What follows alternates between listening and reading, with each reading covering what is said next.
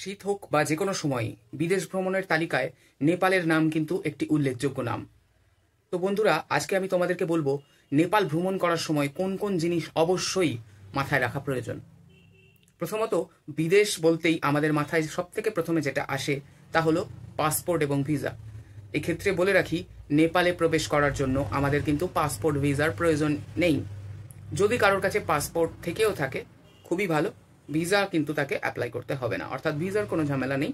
নেপালের সঙ্গে ভারতের সম্পর্ক মধুর, তাই ভিসার প্রয়োজন হয় না। তবে বর্ডার ক্রস করার সময় কিন্তু যে কোনো একটি ডকুমেন্টস, পাসপোর্ট, আধার কার্ড, ভোটার কার্ড, যে কোনো একটি ডকুমেন্টস ওনারা চেক করবেন, তবেই নেপালে প্রবেশ করতে দেবেন। সুতরাং অবশ্যই আইডেন্টি কার্ড অরিজিনাল সাথে রাখতে ভুলবেন না, না হলে কিন্তু বর্ডার ক্রস করা খুবই মুশকিল হয়ে পড়বে। দ্বিতীয় ইম্পর্টেন্ট জিনিস হচ্ছে কারেন্সি।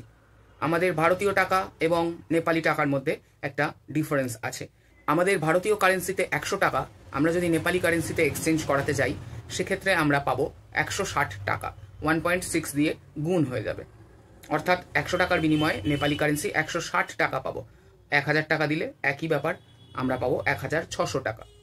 উল্টো দিকে আমরা যদি এটাকে নেপালি কারেন্সি থেকে ভারতীয় কারেন্সিতে এক্সচেঞ্জ করাতে চাই, নেপালির 100 টাকা দিলে আমরা কিন্তু ভারতীয় 62.50 অর্থাৎ 62 টাকা 50 পয়সা পাবো।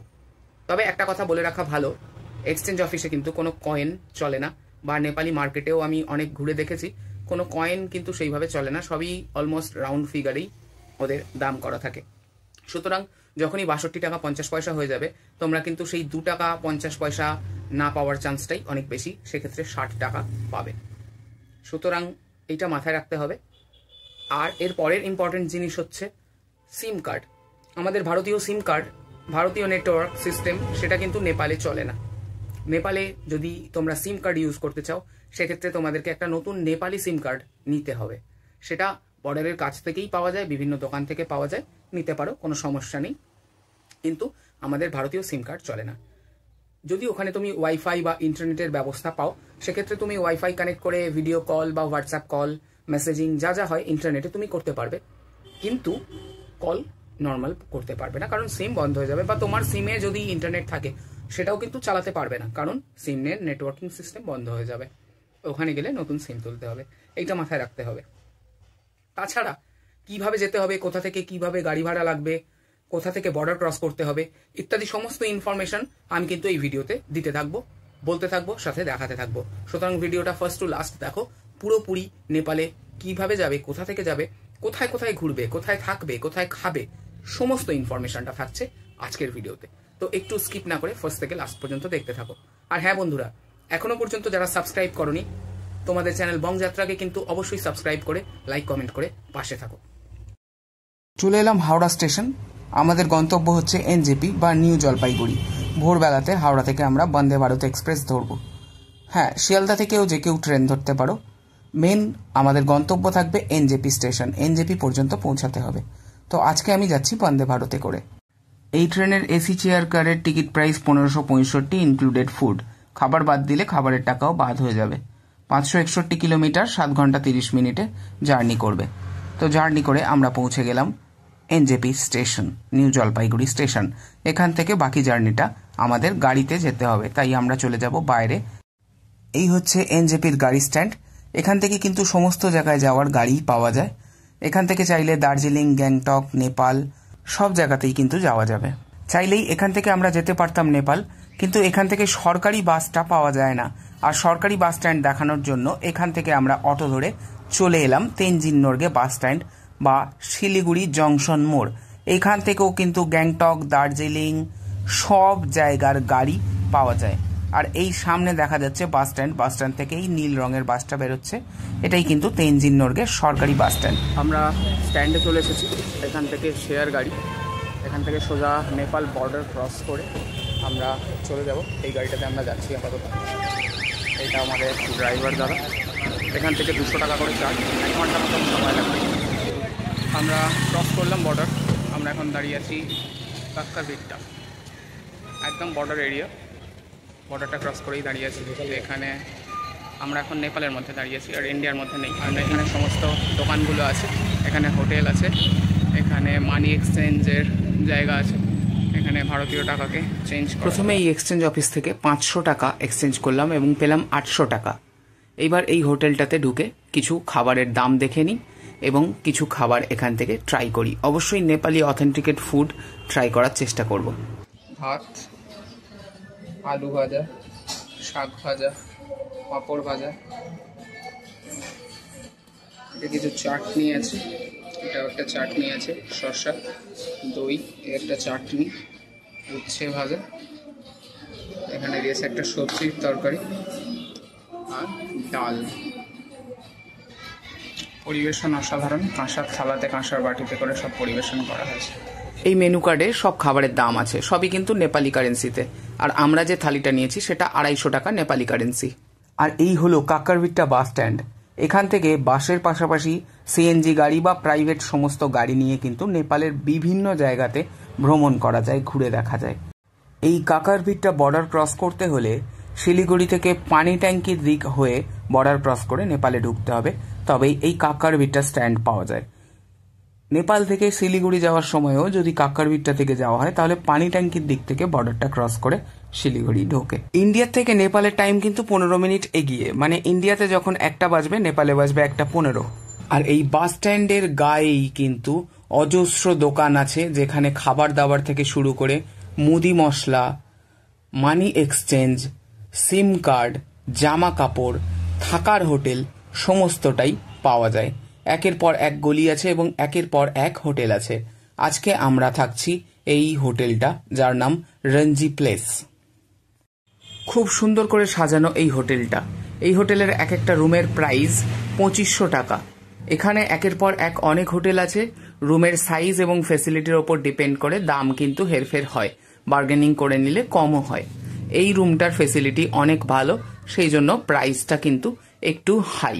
যে দামগুলো বললাম সবই কিন্তু নেপালি কারেন্সিতে। যদি কেউ আগে থেকে বুক করে আসো তাহলে কিন্তু দামটা একটু বেশি পড়ে, এখানে এসে বার্গেনিং করলে অনেক কমে হয়ে যাবে।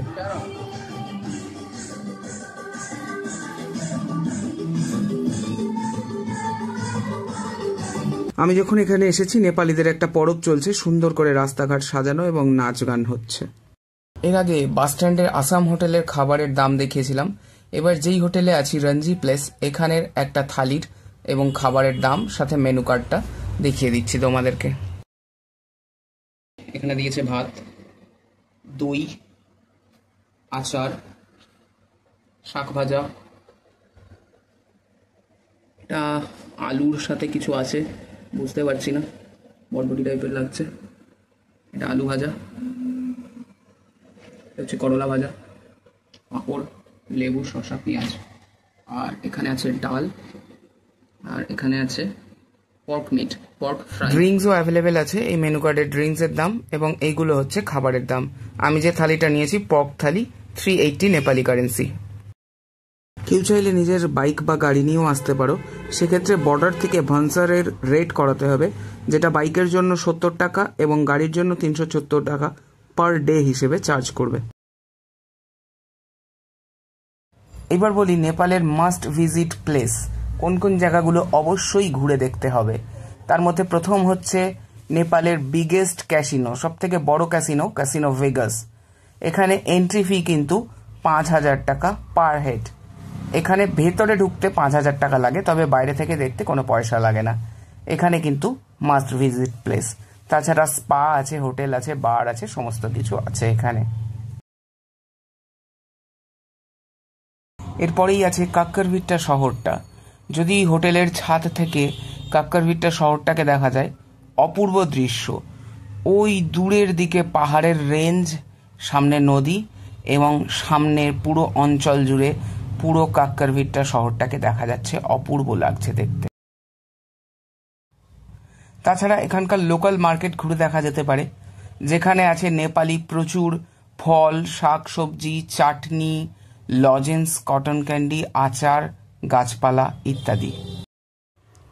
আরও কিছু টাকা এক্সচেঞ্জ কাউন্টার থেকে এক্সচেঞ্জ করে নিলাম নেপালি কারেন্সিতে। এখানে কিন্তু ইন্ডিয়ান কারেন্সিও চলে, কোনো অসুবিধা নেই, তবে 500 বা 2000 টাকার নোট অ্যাকসেপ্ট করতে চায় না, সেক্ষেত্রে নেপালি কারেন্সিতে এক্সচেঞ্জ করে নেওয়াই বেটার। আর এখানে ছেঁড়া ফাটা নোট নিয়ে কোনো সমস্যা নেই, সবাই সবগুলো অ্যাকসেপ্ট করে। এবার একটা গাড়ি বুক করে নিয়ে কন্যামিলেমের দিকে যেতে হবে।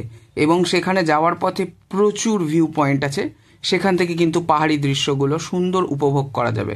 শুধু দৃশ্য নয়, ওয়েদারও অপূর্ব।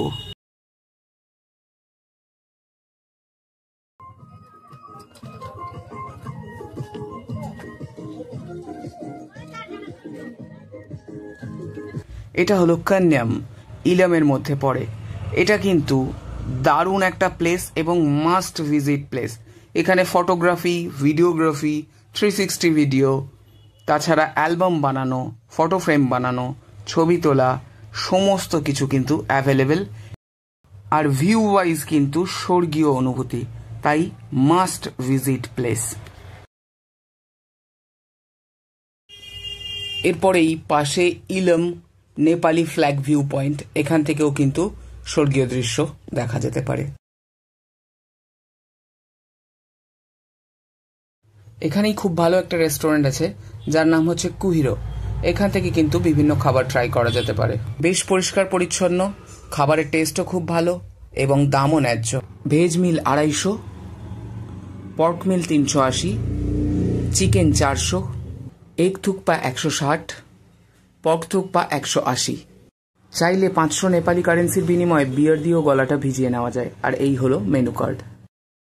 এরপর মাস্ট ভিজিট প্লেস শ্রীয়ান্তু বা আন্তুডান্ডা। এখানে একবার গেলে এখান থেকে আর ফেরত আসতে ইচ্ছে করবে না। এই সমস্ত যে জায়গাগুলো আমি বললাম সেগুলো নিয়ে কিন্তু ডেডিকেটেড লং ভিডিও আমার চ্যানেলে পোস্ট আছে। যাদের প্রয়োজন অবশ্যই কিন্তু পুরো ভিডিওটা দেখে নিও, আর ভিডিও দেখলে মুগ্ধ হয়ে তাকিয়ে থাকতে ইচ্ছে করবে। এছাড়া এখান থেকে পোখরা, কাঠমান্ডু, পশুপতি মার্কেট ইত্যাদি বিভিন্ন জায়গা ঘোরা যায়। পুরোটাই ডেডিকেটেড ভিডিও কিন্তু আমার চ্যানেলে আপলোড করা আছে। নেপাল ছাড়াও দার্জিলিং, গ্যাংটক, মিরিক, সিকিম ইত্যাদির ভিডিও কিন্তু আমার চ্যানেলে আপলোড করা আছে, সেগুলো অবশ্যই একবার দেখতে ভুলবেন না। আমার ভিডিওটি আপনাদের যদি ইনফরমেটিভ মনে হয় এবং আমার ভিডিও ভালো লেগে থাকে তাহলে অবশ্যই সাবস্ক্রাইব করবেন, লাইক কমেন্ট করে পাশে থাকবেন, আর বন্ধুদের সাথে শেয়ার করতে ভুলবেন না। চলুন তাহলে এবারে নেপালের বাকি আরও যে ট্যুরিস্ট ডেস্টিনেশন আছে বা যাওয়ার জায়গাগুলো আছে সেইগুলোর আপনাদেরকে ইনফরমেশন দিয়ে দিই। এছাড়া পুরো পাহাড় জুড়েই পাইন ফরেস্ট, সেখানে রোদ এবং মেঘের খেলা ইত্যাদি তো রয়েছে। আর অসম্ভব সুন্দর চা বাগানকে লিস্ট থেকে বাদ দিলে একদমই চলবে না। চা বাগানে ভরপুর এইখানকার পাহাড় এবং নানান জায়গার বিখ্যাত বৌদ্ধ মন্দির, বিশাল বিশাল হাইটের বৌদ্ধ মন্দিরগুলোও থাকছে লিস্টের মধ্যে। আর এই হলো পশুপতি ফাটক। এখান থেকে কিন্তু নেপাল থেকে ইন্ডিয়া অথবা ইন্ডিয়া থেকে নেপাল যাতায়াত করার জন্য বর্ডার বা করিডোর। সমস্ত জায়গার ডিটেল ভিডিও চ্যানেলে আছে, দেখার জন্য অবশ্যই চ্যানেলটাকে সাবস্ক্রাইব করে ফলো করতে থাকুন।